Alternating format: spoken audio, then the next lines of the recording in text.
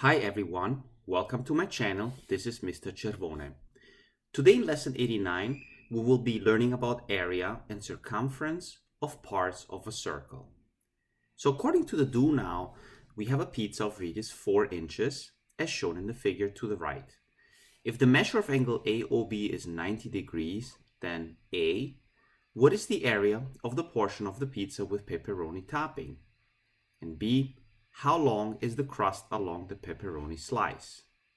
So how would you solve part A? Well, we can model this scenario with a circle as shown here. Okay, so here we have a circle and the shaded region is basically the slice that has pepperoni on top.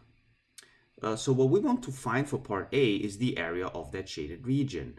And by the way, the area of that shaded region is called a sector when referring to circles. Okay, so how do we find the area? Well, we know that the area of a circle is just pi r squared. So in this case, the area of this particular circle, it's pi times the radius squared, and in this case, the radius is 4. So that means that the area is equal to 16 pi. Now the do now is convenient because the central angle is 90 degrees, as you can see here. So these two radii are perpendicular, which means that it's just a quarter of the area of the entire circle, because 90 degrees can fit 4 times within the entire circle of 360 degrees. So what do we have to do here to find the area of the sector? So for part A, all we need to do is divide it by 4, okay? So I'm gonna say area pepperoni is equal to 16 pi divided by 4. And the answer is 4 pi, okay? So that is the answer for part A. Okay, now for part B, how long is the crust along the pepperoni slice? So in that case, we have to refer to the circumference of a circle. And as we all know, the circumference of a circle can be calculated by multiplying 2 pi times the radius. So we know the radius is 4. So let's find the circumference of an entire circle. So C equal to 2 times pi times 4. And the circumference is just equal to 8 pi. Okay, so we got the entire circumference of a circle. And similar to what we did in part A, we want to divide the circumference by 4 to obtain just the length of the crust from A to B, or long arc AB. So let's do that. So I'm going to call this C pepperoni. Basically, it's the circumference or the section or the arc length just for the pepperoni part along the crust. That is equal to 8 pi divided by 4. So the answer is 2 pi, and that is the answer for part B. Okay, so that was pretty simple. So let's look at some other scenarios. What if we're dealing with a slice of pizza in which the central angle is not 90 degrees, but let's say 60 degrees as shown here in the figure? Well, what would you do in this case? Well, in this case, to get the area, instead of dividing by 4 over here, instead of taking this number and dividing it by 4, we just divide it by 6, because 360 divided by 6 is 60 degrees. And similarly, for the arc length from A to B, basically the length of the crust, instead of dividing by 4, we also divide that number by 6 to obtain a different answer. So it's that simple. So that means that the area of sector AOB, let me actually use a different color. So the area of the sector AOB is just going to be 16 pi, and now divide by 6 instead of divide by 4, which simplifies to 8 pi over 3. And then for the length from A to B, let me actually use L for the length, the arc length from A to B. In this case, instead of doing 8 pi over 4, now we're doing 8 pi over 6, which simplifies to 4 pi over 3. Okay, so let's generalize this now. What is the area of the portion of the disk that is shaded in terms of r and theta? Keep in mind that r is the radius of the circle and theta is the central angle. And B, how far is it from A to B along the circle in terms of r and theta? Okay, so for part A, let's think about what we did first. First, we found the area of the circle, which was pi r squared. Then we divided it by something. So if you look back, here we divided by 4. And in this case, we divided by number by 6. Well, where do these numbers come from? So in this case, the 4 we obtained by looking at the 90. And we know that 90 fits into 360 exactly 4 times. So we actually did 360 divided by 90 to get that, okay? And keep in mind that the 90 degrees, that is the variable angle. So we can call that theta, okay? So in this case, the 6, we got the 6 by dividing 60 and seeing how many times does 60 fit into 360. So we did 360 degrees divided by 60. And again, 60 is our variable angle theta. Okay, so that means that in general, we want to divide to get the number n. We want to divide that in a way that you have 360 divided by theta, okay? So that means that here, to come up with the generalization, we divide it by n, okay? Where n is 360 over theta. So that means that this becomes pi r squared divided by 360 over theta. Okay, so here now we have a complex fraction, and we know with complex fractions that the theta now goes up in the numerator. So this becomes theta over 360 times pi r squared. You can actually think of this as the fraction of the area of the entire circle. You have theta 360th of that entire area, which is pi r squared. Similarly, the arc length, so let me call it L, that's actually part B. So let me label this as part A, then we have part B. So the arc length, now it's 2 pi r, and in a similar way, we want to divide that by n. So this becomes 2 pi r divided by, and again, 360 over theta, okay? So again, the theta goes up in the numerator, and we end up with theta over 360 times 2 pi r, okay? And again, keep in mind that the theta over 360 is the fractional part of the entire circumference of a circle. Okay, and that's basically it. So let me give you the formulas now, nice and clear. The area of the sector in a circle, A, is theta over 360 times pi r squared.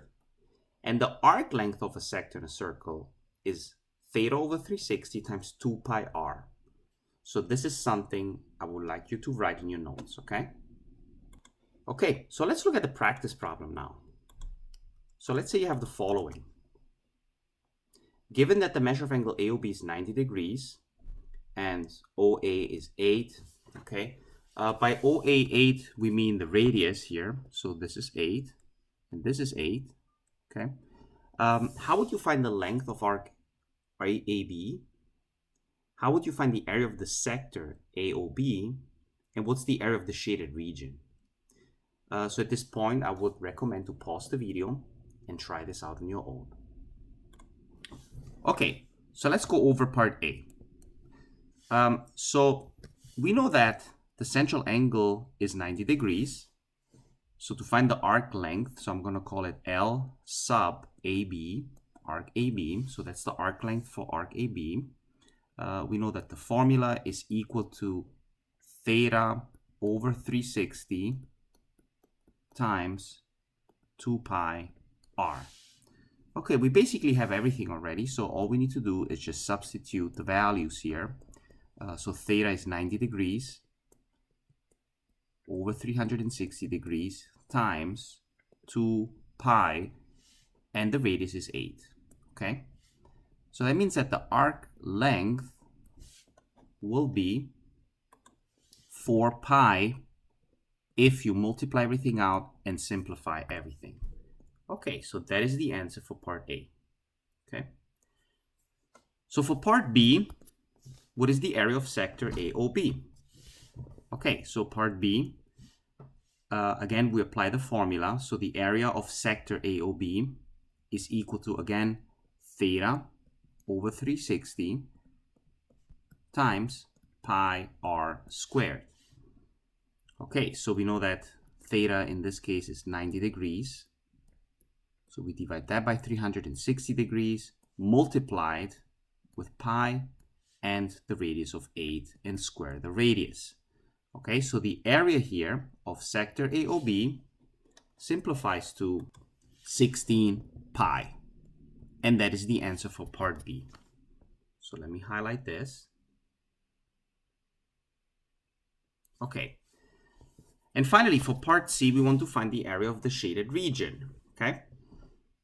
So in this case, to find the area of the shaded region, we first need to consider the area of this sector here, like this, where this is O, A, and B, and subtract the area of the triangle enclosed by AOB. By doing that, we're left with the area of the shaded region, determined by arc AB and the chord from A to B. Okay, so the good news is we already have the area of AOB. So let me write this in. So this is 16 pi.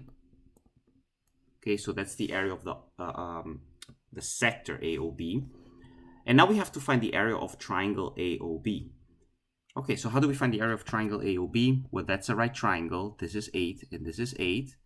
So the area of triangle AOB, so I'm going to denote this in square brackets, which means area of triangle AOB. Let me put the triangle symbol here. Actually, let me rewrite this so it looks better. So the area of triangle AOB is equal to 1/2 times 8 squared. Okay? So that means that the area of triangle AOB is equal to 1/2 of 64, which is 32. Okay, that's great, because now we know the area of the triangle is 32. So that means that for part C, the area of the shaded region, maybe I'll abbreviate it with SR for shaded region, is simply equal to 16 pi minus 32, okay? And that's basically it. You want to leave your answer in this way, in simplest radical form or in terms of pi. If you want, you can factor out the 16, but it's really not necessary. So you leave your answer in the most precise form this way. And that is the answer, okay? Okay, so here's a challenge problem for you. Let me paste it. There you go. Okay, circle A, B, and C each have a radius 1. Circle A and B share 1 point of tangency. Circle C has a point of tangency with the midpoint of segment AB.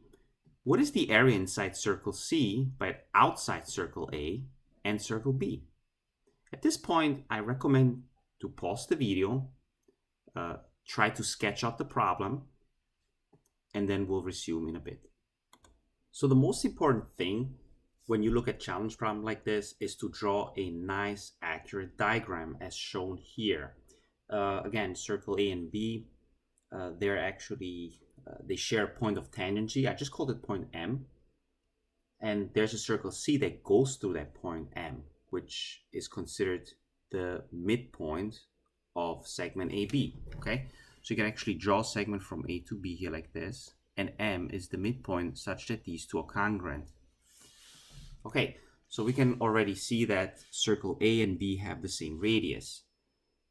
So the area that we're interested in is the area that is shaded here, okay? So how would you find this area? Okay, so what we can do here is to draw a square here somehow. So let me erase this really quick. Let me erase the shaded area. Okay, I didn't want to erase the circle. Okay, so there's the circle again. So what we're going to do here is draw a square like this, okay? Okay, well, how does a square help us? Now, why am I drawing a square within circle C? Well, because if you realize that if you find the area of this square, since you also found the area of these pieces here that are missing over here, basically the area of that square is the same as the area that is inside circle C but outside circle A and B due to the symmetry. Okay, so how do we find it? Well, in this case, if we let radius of A and B be equal to 1, so let's say you let it equal to 1, you can actually let it equal to any number you want, you're going to get the same answer. So that means in this case, this is also going to be 1. That's a right angle, and that means the side of the square is radical 2. So all you need to do is find the area of the square, which is radical 2 squared, and the answer is 2. Okay, so the answer is simply 2. So let me highlight it, and that's it. We're done with the challenge problem. Okay,